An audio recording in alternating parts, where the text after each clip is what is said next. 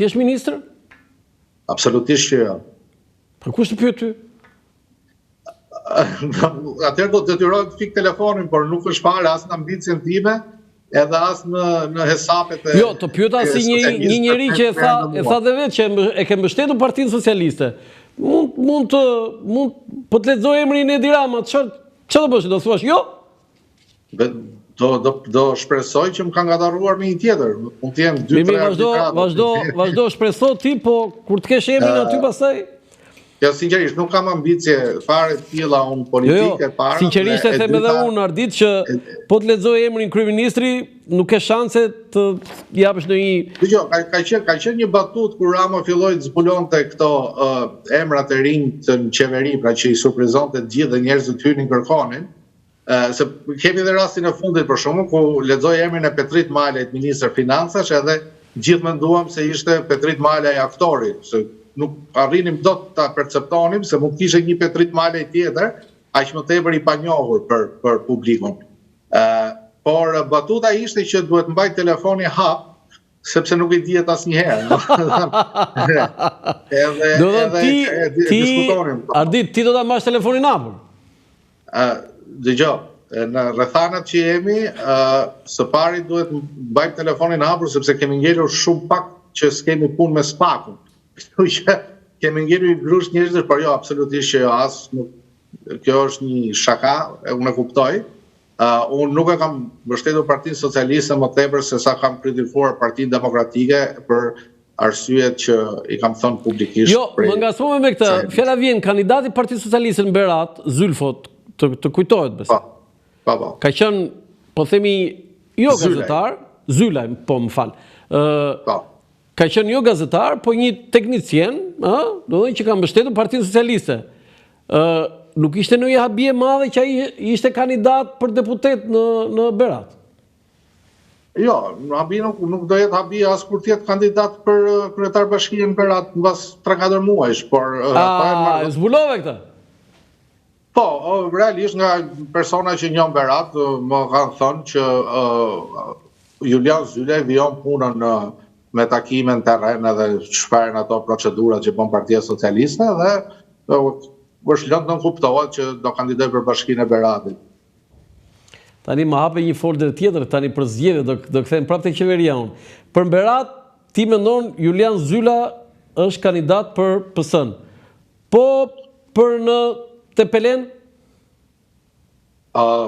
Realisht duhet njohim Tepelenën që të komentojmë emra konkret. E kuptova që Tërmet Peçi, do sipas teje Tërmet Peçi është i pasvendësueshëm.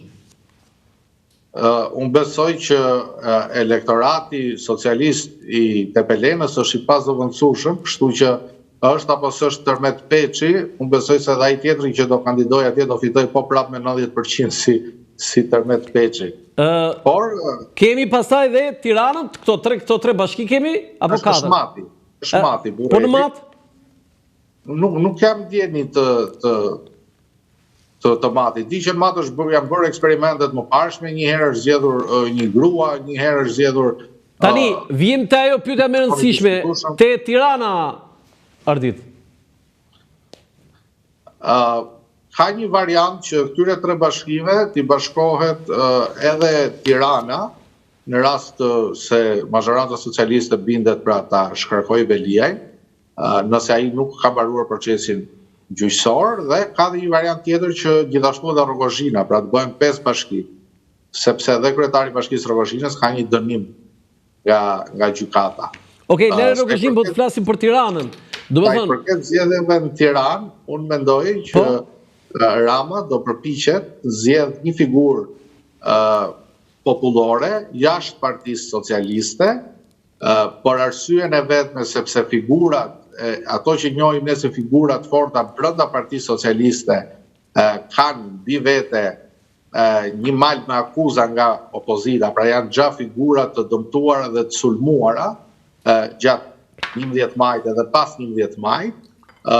Së dyti, ka një teori për një emër që mund të kandidojë Partia Socialiste në Tiranë, që unë e besoj, por që prapë pastaj varet në tani, ti marrim me radhë atëre. Ardit, the një emër që flitet është Arber Hajdari. Po, pikërisht. Pra te kështë fjallën?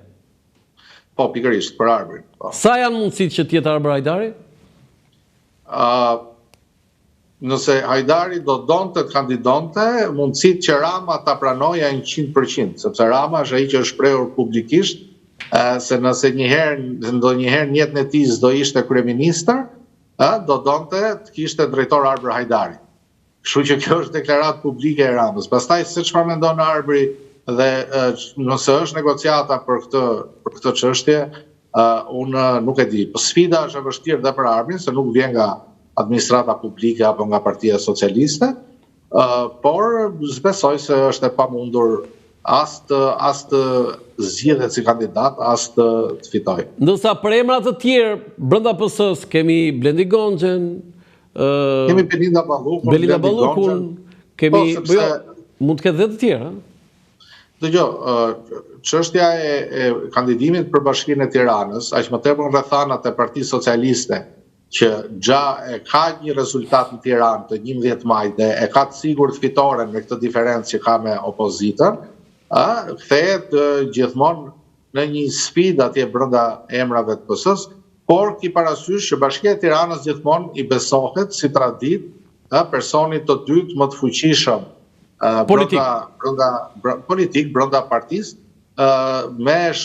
dhe gjithmonë i dyti lufton, i dyti dhe i treti luftojnë për këtë post, kandidojnë për kandidat, me arsye timin se Bashkia e Tiranës ka një pushtet shumë të madh më pas, qoftë ndoshta përfitime monetare, apo edhe duke qenë prezent si i unik në skenën politike dhe në media përmes investimeve edhe punëve publike.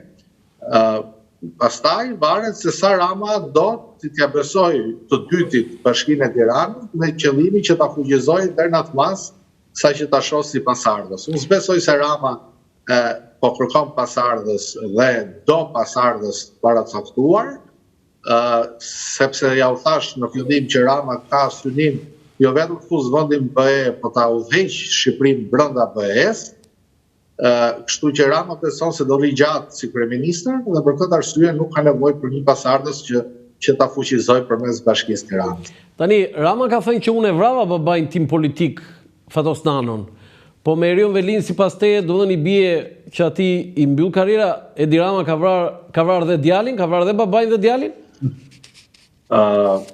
Duhet bijem dakord një herë nëse Erion Velia e ka arrestuar Edi Rama apo drejtësia e pavarur që dalim konkluzionin. Unë pyetjen e bëra politikisht, kjo është pyetja jote, s'është pyetja ime. Unë nuk i shoh të lidhura të dyja bashkë.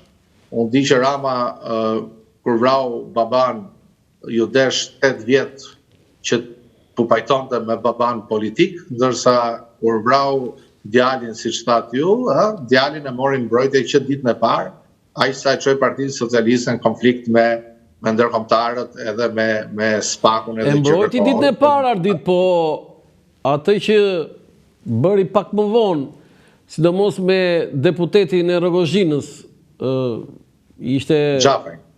Etien Xhafaj, pra, ishte një sulm i fortë. Jo, Rama mendoj se kishte monopolizuar debatin publik për Erion Velia në radhë parë, dhe së dyti ka kërkuar maturi nga socialistët, edhe të njihen edhe me dosjen hetimore, po edhe me proceset Ti Ardit, jo vetëm që qenë socialist, po ti qenë edhe edramist.